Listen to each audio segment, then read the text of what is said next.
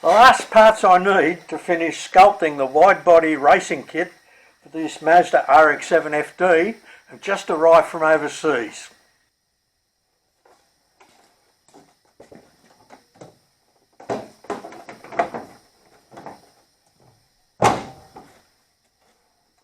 But they don't quite fit in a number of places.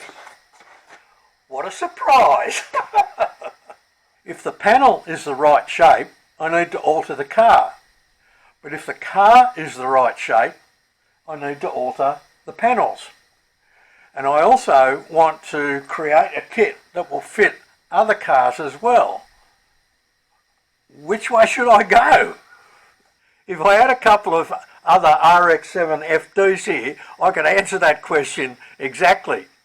But without that, I've got to take my best guess, and so I'm going to alter the panels to fit the car. Because after all, that's the job. Make a body kit that fits this car. The positioning of this aftermarket rear guard over is determined by the leading edge that goes on the door jamb.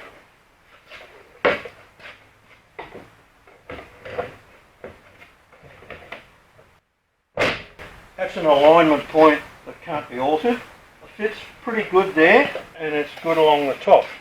But it's at the back here where it doesn't fit. Where it's supposed to go over the top there and behind the tail light, it's about 15 mils too short. So I'm going to have to cut this and extend it. But from here down, this piece here where it bolts up to the bumper bar is 35 mil too far back. And like I said, my issue is this panel correct, and this bumper bar, which is probably aftermarket as well, is it wrong? Or is it the other way around? Is the bumper bar right and this panel wrong? You can see why I've got to go with what's on the car. I've got to make this panel fit that bumper bar. You can also see the job I've got to do in extending the flares to cover those wheels. That's my job.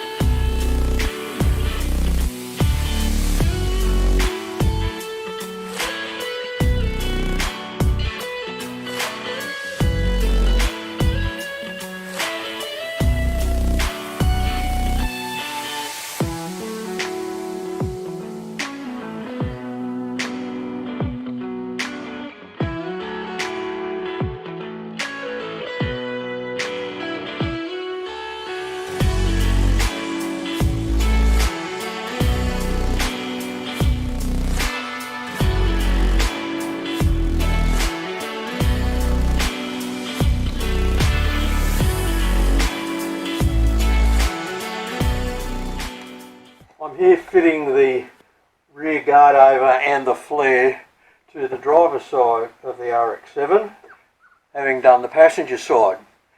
And I've been reminded how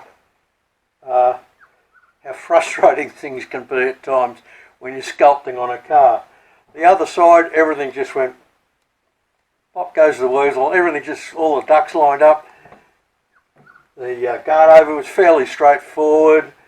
Adding the flare was fairly straightforward. This one is giving me a dogfight, and you get that on cars. Sometimes, for various reasons, one side goes well, and you think, yep, I know exactly what to do on the other one, and normally the second side goes, you do it more easily and quicker because you've learnt on the first one what to do.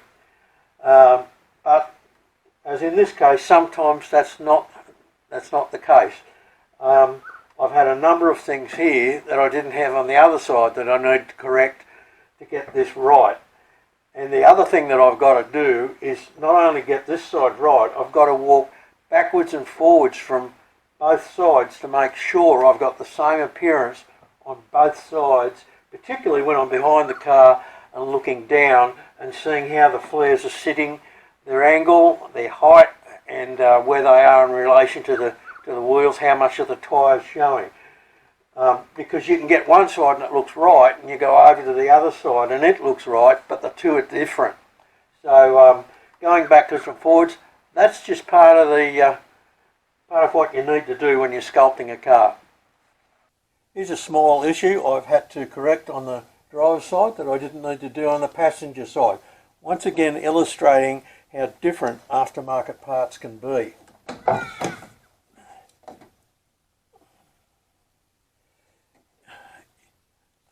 You can see that that edge there of the part doesn't line up there, and if I try to close the door there, it won't close because that edge is too far out.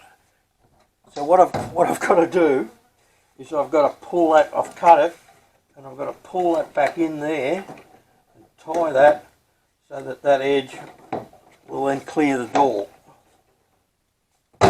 like so, and keep the gap the same all the way down.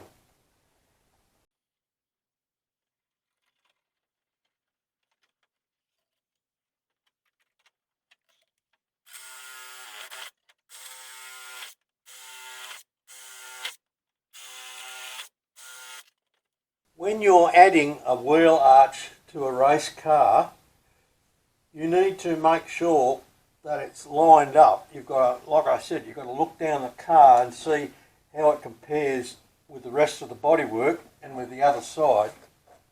But in addition to that, you need to make sure that the curvature of the wheel arch matches the outside of the tyre. It is very, very easy to put a flare on and it's not even. And you can miss that. You go ahead and you sculpt it. You make a mould of it, you make a fiberglass copy and you put it on a car, and then you see that the wheel arch is out in conjunction with the wheel and go, ah, damn. Well, then it's too late to change anything. So this is the stage where you need to be really sure of yourself. As I said, on the other side, I just moved it, well, I think twice, and the wheel arch got it straight, virtually first go, got it lined up. This one I've moved about 4 times. I've moved it up and down, I've moved it left and right, and backwards and forwards.